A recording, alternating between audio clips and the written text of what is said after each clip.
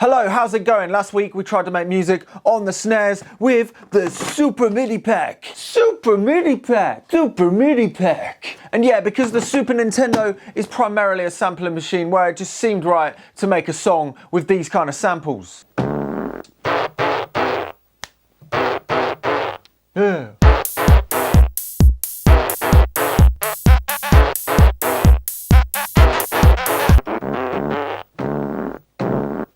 Well, unfortunately, the machine that I was building for this weekend's video isn't quite done yet.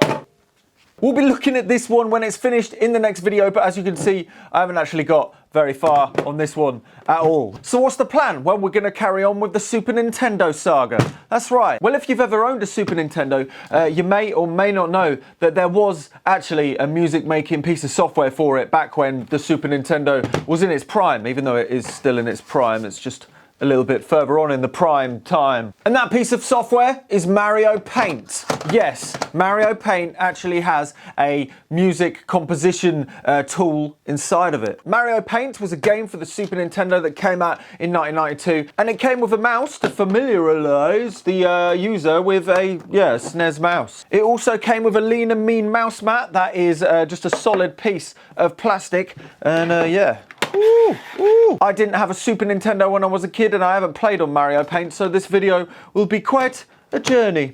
I then proceeded to set up TVs and SNESes and put in wires and wires that I wouldn't even care to understand.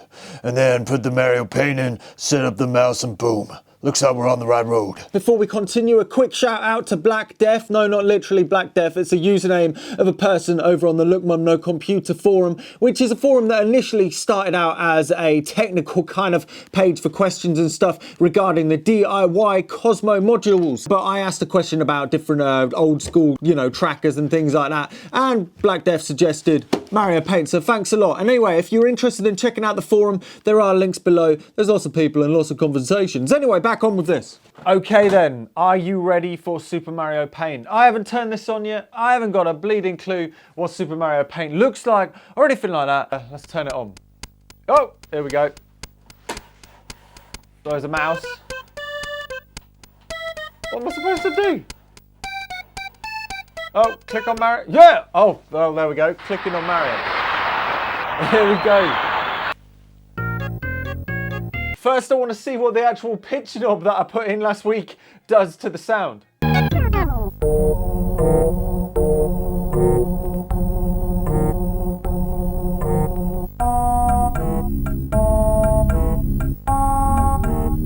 that slows it down to nice levels.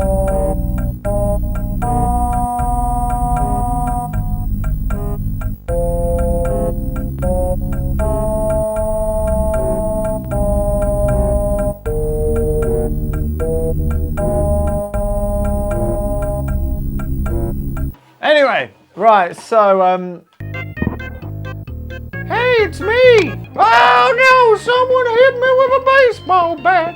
Now I'm bleeding! Oh dear, okay, well, how the hell are you supposed to get to the music? I'm guessing it's this, down here, so we'll click on here. Hey, we're on it. So, I've seen videos of this before. But I must be honest, I've never tried it. So these right at the top, as far as I'm aware, they're actually different samples. Oh, we got a dog, and if we put the dog...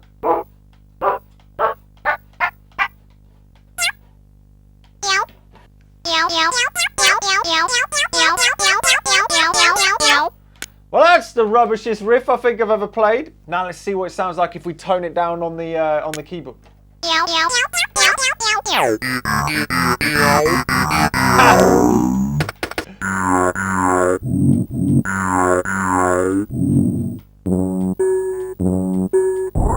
We're getting a fall to the floor. Let's get fall to the floor going through the whole thing.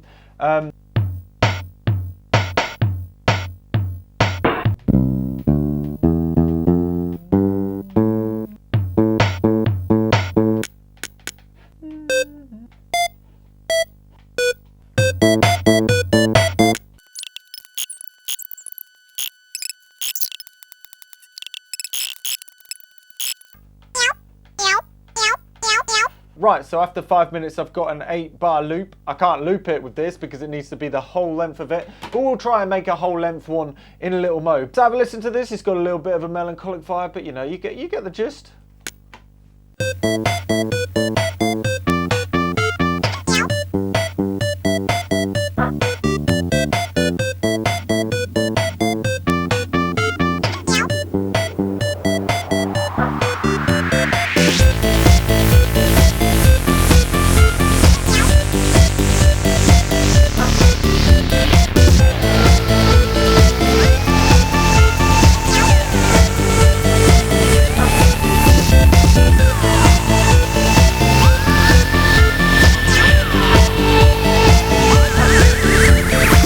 Let's pitch this down and see how it sounds.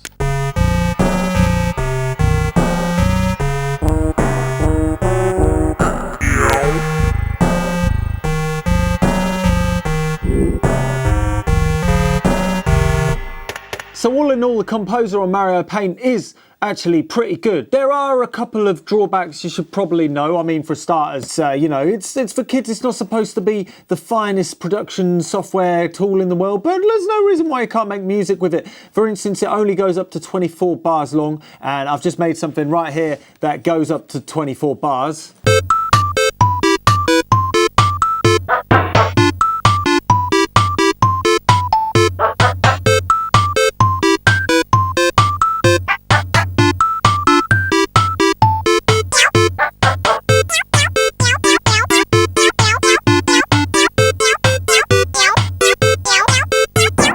So yeah, it's perfectly capable of making a tune-ish. You know, this one got a little bit blabby by the end of it with the cats, like the melody was all over the place. But this was mainly down to the fact that you have to start at the start, I'm pretty sure, every single time you want to play something. So if you're writing something right at the end, you have to listen to the whole part to get to that, to double check how it is. The other thing is, you can only loop the whole 24 bars. I might be wrong, there might be a trick, I haven't read the manuals, but at the first part, I couldn't loop just the 8-bar loop. You have to loop it all. There's a couple of other drawbacks. The fact that you can't have sharp or flat notes. It's all, you know, C, D, E, F, G, A, I've just lost it, it just broke, oh dear. And the other thing is you can only ever have 3 notes on at once, which is a bit of a shame because there was a few times I would have loved to have added more bits and stuff, even when considering this has the ability to play 8 notes at once, but whatever, what are you going to do? So if you've got Mario Paint in the loft, drag it down and give it another go. The song that I did on this video on Mario Paint and the synthesizer, well, I made an extended version. It's about 2.5 minutes long,